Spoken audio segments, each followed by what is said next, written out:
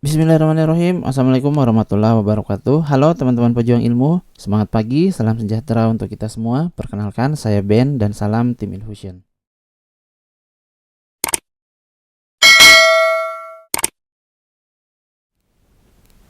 Ya, halo teman-teman, selamat datang kembali di Infusion Learning.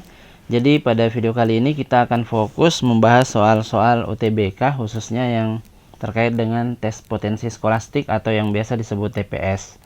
Jadi kemarin adalah hari terakhir pelaksanaan UTBK ya, untuk gelombang yang pertama.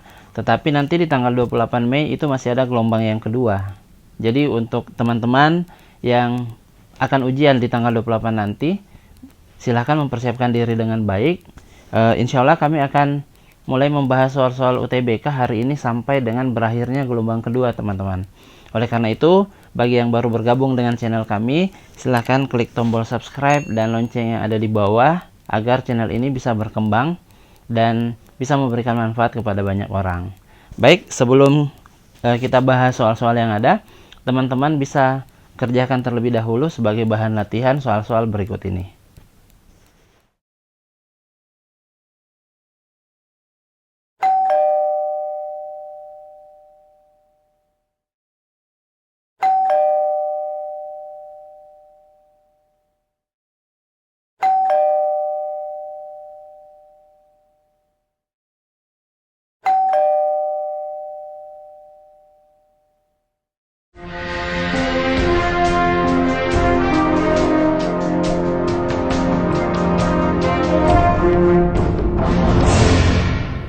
Soal nomor 1 katanya nomor unik identitas pegawai suatu perusahaan itu terdiri atas 3 angka dengan angka pertama itu bukan 0.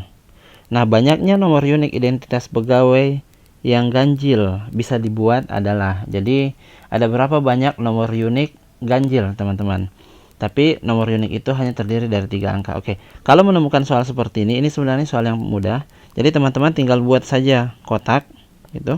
Buat 1 tapi bagi 3.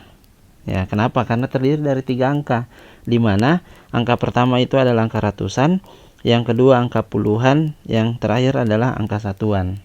Oke, 3 angka teman-teman ya. Nah, sekarang kita mulai bekerja dulu dari belakang, karena yang diminta ini adalah bilangan yang ganjil. Nah, bilangan yang ganjil berarti satuannya harus angka ganjil, gitu ya. Kalau bilangan genap, pasti satuannya adalah angka genap. Oke, sekarang berarti yang bisa mengisi posisi satuan itu hanya angka 1, angka 3, 5, 7, dan 9. Berarti ada 5 angka yang akan mengisi posisi satuan. Oke, sekarang kita mulai dari depan. Nah, di soal itu disebutkan bahwa angka pertama itu tidak boleh 0, jadi bukan 0. Oleh karena itu, angka yang bisa mengisi posisi ratusan itu adalah angka 1, angka 2, 3, 4, dan seterusnya sampai angka 9. Jadi banyaknya angka yang bisa mengisi posisi ratusan itu adalah 9 angka. Oke, sekarang bagaimana dengan posisi puluhan? Posisi puluhan itu sudah bisa kita isi dengan angka 0. Gitu ya. Karena di soal sudah tidak disebutkan maksud saya, dan tidak ada larangan angka berulang. Kalau begitu, angka 1, 2, 3, dan seterusnya sampai 9 juga bisa mengisi posisi puluhan. Nah, banyaknya angka itu adalah 10. Nah, kalau sudah sampai di sini, teman-teman tinggal kali saja. Nanti 9 kali 10 itu 90, kali 5 itu sama dengan 450. Jadi, soal nomor 1 ini jawabannya adalah delta. Oke ya. Nah, untuk soal kombinatorik seperti ini kan biasanya dipelajari sebelum masuk ke permutasi dan kombinasi. Dengar-dengar dari teman-teman kita yang kemarin ikut gelombang 1, ada beberapa orang yang menjumpai soal seperti ini. Oke, silahkan persiapkan diri dengan baik teman-teman. Kita masuk ke soal berikutnya. Baik, soal nomor 2, di sini kita punya pertidaksamaan nilai mutlak ya. Kemudian diketahui himpunan penyelesaiannya yang ini teman-teman. Nah, soal ini yang ditanyakan adalah berapakah nilai A yang ada di dalam nilai mutlak tersebut. Oke, untuk soal ini teman-teman, kita bisa memanfaatkan sifat-sifat nilai mutlak. Jadi teman-teman harus selalu ingat sifat-sifat nilai mutlak ya. Nah, kalau kita punya fungsi nilai mutlak seperti ini, kemudian dia kurang dari sebuah bilangan, katakanlah dia adalah A, maka dengan mudah bisa ditentukan himpunan penyelesaiannya adalah fx itu pasti lebih besar dari negatif A, tapi kurang dari positifnya A. Itu kalau soalnya kurang dari. Nah, bagaimana kalau fx-nya lebih dari A? Ini nilai mutlak. Maka himpunan penyelesaiannya adalah nilai fx itu akan kurang dari negatif A atau fx itu lebih dari A. Nah, dua sifat ini penting untuk diingat, teman-teman. Ya. Oke. Saya beri lingkaran supaya saya beri tanda maksudnya supaya bisa diingat. Nah, sekarang kita sudah bisa selesaikan soal yang ini. Karena ini adalah himpunan penyelesaiannya, dengan sifat ini sebenarnya juga bisa dicari himpunan penyelesaiannya, yaitu minus 2 lebih kecil dari fx-nya adalah 3x tambah A kurang dari 2. Oke? Nah, kalau mau dicari himpunan penyelesaiannya, berarti yang dicari adalah nilai x-nya. Kalau begitu, semua ruas kita kurangi dengan A. Nanti diperoleh minus 2 kurang A kurang dari, di tengah tinggal 3x kurang dari 2 kurang A. Oke? Supaya yang tengah tinggal x, semua ruas kita bagi 3. Nah, kalau dibagi 3, diperoleh ini minus 2 kurang A per 3 kurang dari, ini sisa x kurang dari 2 kurang A per 3. Ini adalah himpunan penyelesaian, teman-teman. Nah, di soal kita sudah diberikan, berarti bisa kita gunakan sifat kesamaan. Minus 1 itu sama dengan ini, sepertiga sama dengan itu. Nah, kalau kita gunakan sifat kesamaan, berarti minus 2 kurang A dibagi 3 itu sama dengan minus 1. Oke? Nah, 3 dikali minus 1 itu hasilnya minus 3. Sebelah kiri tetap minus 2 dikurang A. Karena yang dicari nilai A-nya, kita tinggal tukar saja posisinya. Kalau ditukar, nanti diperoleh 3 kurang 2 sama dengan A. Berarti A sama dengan 1. Jadi, jawaban soal nomor 2 adalah delta. Nah, kalau ada yang bertanya, apakah harus digunakan yang sebelah kiri? Bagaimana kalau digunakan yang sebelah kanan? Oke, kita bisa coba juga, teman-teman. Sebelah kanan, 2 dikurang A bagi 3 itu sama dengan 1/3. Gitu ya. Berarti 2 kurang A sama dengan 3 kali 1/3 itu 1. Nah, ini kita tukar posisinya. Kita bisa peroleh 2 kurang 1 sama dengan A. Berarti A sama dengan 1. Jawabannya sama.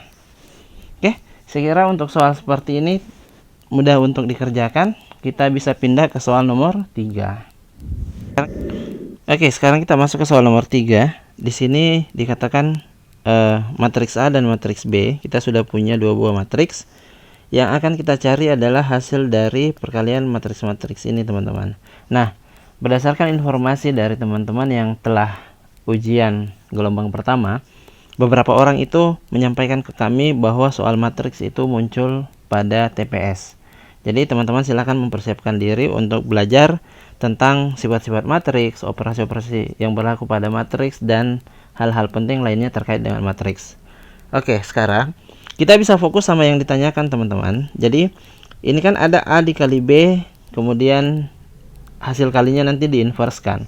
Nah, kalau teman-teman ingat, bentuk inverse matriks seperti ini itu kan bisa kita ubah menjadi, kita balik yang di dalam kurung ya, kemudian kita berikan inverse. Itu, teman-teman ya. Jadi ini adalah sifat matriks. Kemudian dikali dengan yang di luar. Nah, kalau teman-teman perhatikan, ini kan perkalian antara matriks dengan inverse-nya. Padahal kita sudah paham bahwa sebuah matriks ketika dikalikan dengan inverse-nya, maka hasilnya adalah matriks identitas. Oke, berarti sekarang kita punya perkalian antara B inverse dengan matriks identitas.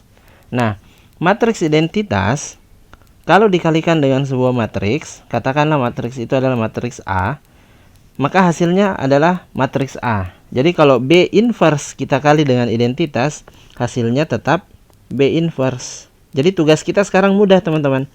Kita tinggal cari saja nilai dari B inverse. Itulah jawaban soal nomor 3. Nah, sekarang bagaimana mencari inverse? Oke, kita perhatikan matriks B ini ya. Untuk menentukan inverse-nya, itu caranya adalah 1 dibagi determinan dari matriks B. Apa itu determinan? Selisih hasil kali diagonal-diagonalnya. Oke, berarti kita kali dulu 3 dengan 1, hasilnya 3. Kemudian kita kurangi dengan hasil kali 2 dengan 1. Oke. Setelah itu, matriks ini kita ubah posisinya ya. Di sini 1, kemudian di sini 3. Kemudian yang diagonal lainnya kita berikan tanda negatif. Itu cara mencari inverse dari matriks persegi khususnya 2 kali 2. Oke. Nah, sekarang kita peroleh ini sama dengan 1 dibagi 3 kurang 2 itu 1 ya. Oke, berarti ini 1 minus 1 minus 2 3. Oke, 1 bagi 1 1. Perkalian skalar dengan matriks tidak berubah karena bilangan skalarnya adalah 1. Jadi jawaban yang benar adalah minus 1 minus 1 2 dengan 3. Oke. Berarti jawaban yang tepat untuk soal nomor 3 adalah alfa. Oke ya. Jadi silakan teman-teman persiapkan diri dengan baik. Segala bentuk jenis soal silakan dipelajari karena kita tidak tahu soal yang muncul nanti seperti apa. Sama seperti ketika kita mungkin akan beradu tinju dengan seseorang, kita harus mempersiapkan segala jenis serangan yang ada. Jangan sampai kita hanya fokus pada serangan depan, ternyata pukulannya dari atas atau dari bawah kalau memungkinkan. Saya kira nomor 3 ini cukup aman. Kita bisa pindah ke soal berikutnya. Kita masuk sekarang soal nomor 4. Jika P adalah sebuah bilangan yang habis dibagi 6 dan nilainya lebih besar daripada 24 dan kurang dari 36. Oh, ini kan gampang ya. Jadi kita tinggal cari bilangan yang habis dibagi 6 besar dari 24 kurang dari 36. Kalau begitu teman-teman bisa tentukan dulu kelipatan 6. Ya, kelipatan 6 itu yang mana? 6 sendiri kan. Kemudian 12, apalagi 18, 24, kemudian 30, 36. Nah, katanya bilangan itu lebih besar daripada 24 dan kurang dari 36. Dari sini kan kelihatan bilangan itu adalah 30, teman-teman. Berarti P itu sama dengan 30. Aman untuk yang pertama. Yang kedua, nilai Q atau bilangan Q itu adalah bilangan genap. Oke, di antara 28 dan 22. Ini banyak ya. Bilangan genap di antara 28 dan 22. Ini mungkin maksudnya 32 soalnya ini. Ya. Kalau 32 itu kan mudah. Jadi 28, 30, kemudian 32. Berarti Q-nya juga adalah 30. Nah, kalau begitu jawaban soal ini adalah Charlie. Karena nilai P sama dengan Q. Kenapa saya rubah soal di sini? Karena biasanya soal itu kalau berada di antara, yang duluan disebut itu bilangan yang lebih kecilnya. Gitu, teman-teman. Jadi, kadang kita menemukan soal panjang seperti ini, terus kita berpikir, oh soal ini kayaknya agak rumit, kemudian cara pengerjaannya mungkin agak panjang, seperti panjang soalnya. Padahal ternyata ketika kita baca dengan seksama, kita kerja pelan-pelan, ternyata jawabannya hanya 2 baris seperti ini. Oke, kita masuk ke soal terakhir. Soal nomor 5, diketahui satu bakteri itu dapat membelah diri menjadi 2 bagian setiap 5 menit. Apabila banyak bakteri saat ini adalah 7 ekor, ya, satuannya bakteri ini ekor, manakah hubungan yang benar antara kuantitas P dan Q? Oke, berikut berdasarkan informasi yang diberikan. Nah, sekarang coba diperhatikan teman-teman. Jadi maksud soal ini seperti ini. Kalau sekarang ada satu bakteri, maka 5 menit kemudian akan menjadi 2 karena dia membelah diri. Nah, kalau 5 menit setelahnya lagi, artinya 10 menit dari sekarang, itu nanti akan menjadi 4 karena 2 bakteri yang tadi masing-masing membelah diri. Akhirnya nanti jadi 4. Begitu seterusnya. Oke. P itu adalah 2 pangkat 5. Jadi 2 pangkat 5 itu nilainya berapa, teman-teman? Ini sudah bisa ditentukan ya. Sama dengan 32. Oke, berarti P aman. Untuk Q itu adalah 1/7 dari banyaknya bakteri setelah 45 menit. Oke, sekarang awal mula atau sekarang kita itu punya 7 ekor. Ya, ini ilustrasi saja. Kemudian setelah 5 menit dia akan menjadi 14.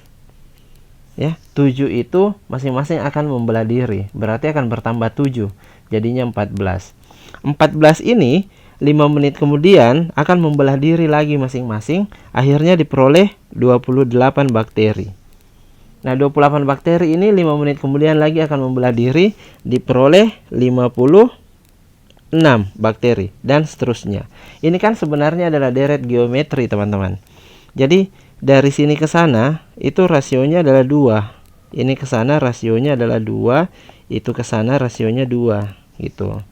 Oke, nah 45 menit itu adalah berapa kali dia membelah diri. Nah, tinggal kita bagi saja.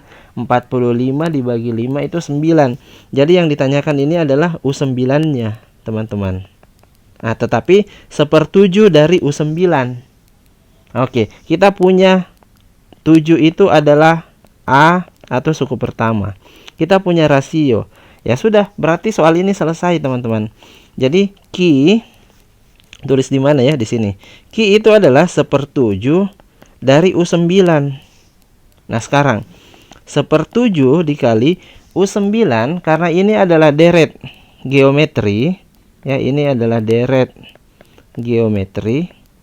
Nah, untuk menentukan suku Kn, itu adalah suku pertama dikali rasionya, ya, dibagi N-1, berarti 9 kurang 1. Oke, diperoleh 1/7 dikali suku pertamanya 7, rasionya 2, pangkat 9 kurang 1, 8. Gitu ya. Nah, ini habis, teman-teman. Berarti yang tinggal adalah 2 pangkat 8. Oh, soalnya kan P 2 pangkat 5. Jadi 2 pangkat 5 itu kurang dari 2 pangkat 8. Jadi P itu kurang dari Q. Oleh karena itu, jawaban soal terakhir ini adalah bravo. Oke, jadi itu tadi 5 soal pengetahuan kuantitatif. Mudah-mudahan apa yang kami sajikan bisa diterima dengan baik. Jika ada perbedaan pendapat atau misal punya cara yang lebih sederhana ataukah kami salah menghitung, salah tulis, mohon diingatkan di kolom komentar. Sekali lagi, bagi teman-teman yang baru bergabung, mohon bantuannya klik tombol subscribe dan lonceng yang ada di bawah agar channel ini semakin berkembang. Billahi taufiq wal hidayah. Wassalamualaikum warahmatullahi wabarakatuh.